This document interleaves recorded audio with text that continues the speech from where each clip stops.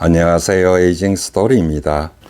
직장에서 퇴직을 하게 되면 지역건강보험에 가입해야 되는데요. 보험료가 얼마나 나올지 다들 걱정이 많은 것 같습니다. 저도 마찬가지로 나름 자료를 찾아보았습니다. 일부 언론이나 유튜브 영상을 보면 본인과 배우자의 명의로 재산이 많은 경우 보험료 폭탄을 받을 수 있다며 재산을 가족에게 비과세 한도 내에서 정려하거나 재취업하는 방법을 통해 보험료를 줄일 수 있다고 조언합니다. 물론 소득만으로 보험료를 산정하는 직장건강보험과는 달리 소득에 재산까지 포함하는 지역건강보험료 산정 방식에 문제나 불만을 제기할 수도 있겠습니다만, 그렇다고 보험료 때문에 재산을 정려하거나 재취업하는 사람이 과연 얼마나 될까요? 보험료 감면 이슈도 마찬가지인데요. 국민건강보험법에 의하면 시골 언면 지역에 거주하는 주민은 농사를 짓는 농민이 아니어도 보험료 일부를 감면받고 있는데요. 은퇴하고 시골 언면 지역에 기촌하는 경우에도 당연히 보험료 감면 대상이 됩니다. 이를 두고 한 국회의원이 그에게 자산가들이 건강보험료 감면 혜택을 노리고 시골 언면 지역에 거주할 가능성이 있다고 주장해 언론에 보도되기도 했습니다. 이 국회의원의 주장에 따르면 재산이 35억이 넘는 1200세대의 고액 자산가들이 농촌에 거주한다는 단 하나의 이유만으로 건강보험료를 감면받고 있다며 고액 자산가의 경우에는 건강보험료 감면 지역에 거주하더라도 건강보험료를 감면해 주어서는 안 된다고 주장했습니다. 구독자님들 생각은 어떠신지요?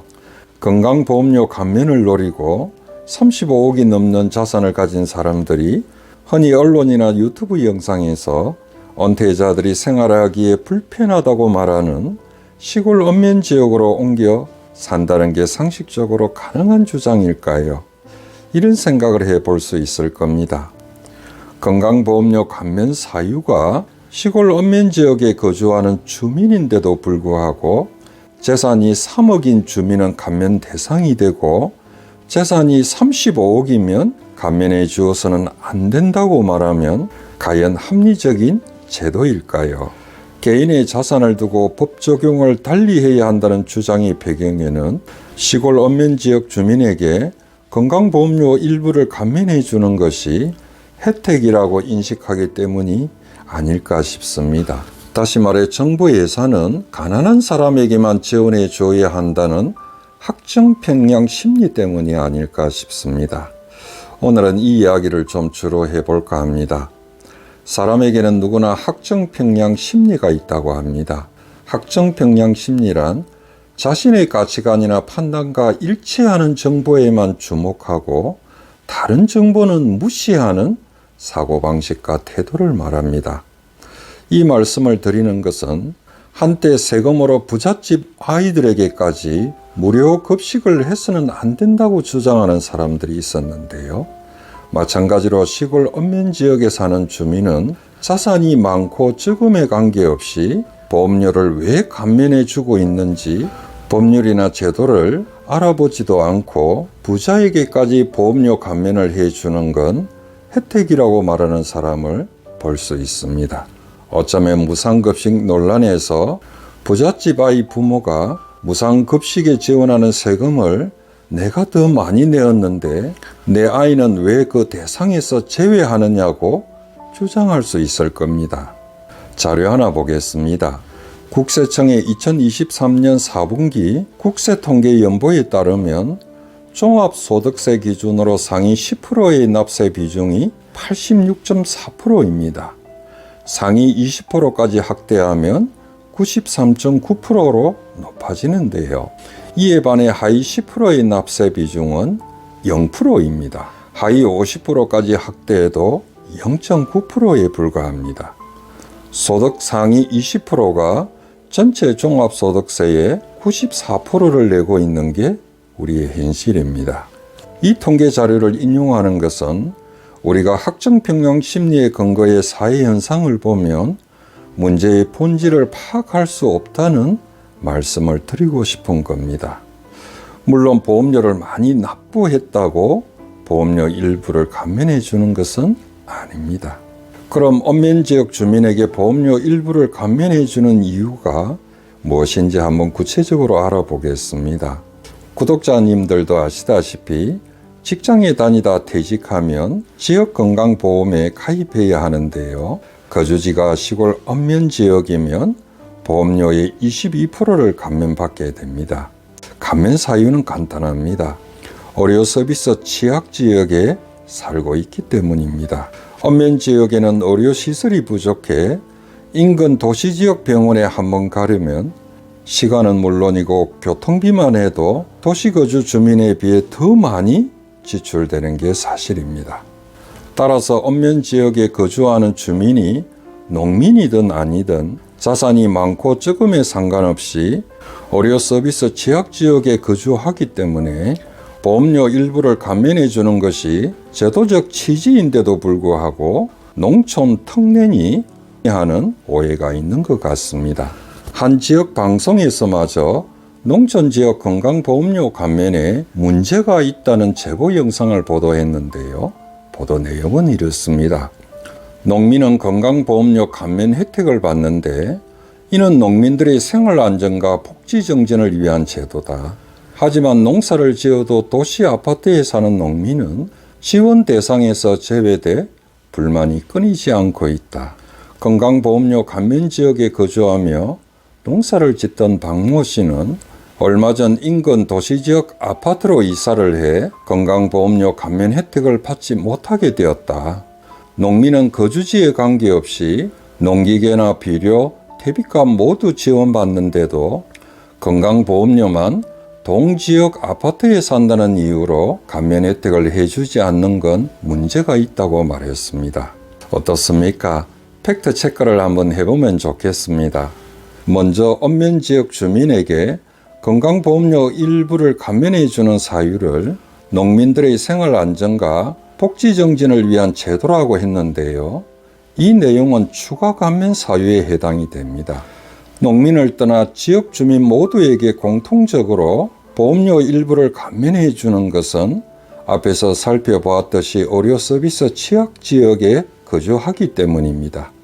다시 말해서 의료 이용 접근성이 낮은 지역에 거주하기 때문에 감면을 해 주는 것입니다. 그리고 그중 농민에 한해서는 농민의 생활안전과 복지정진을 이유로 거주지역 사유 22%에 추가로 28%를 더 지원하고 있습니다.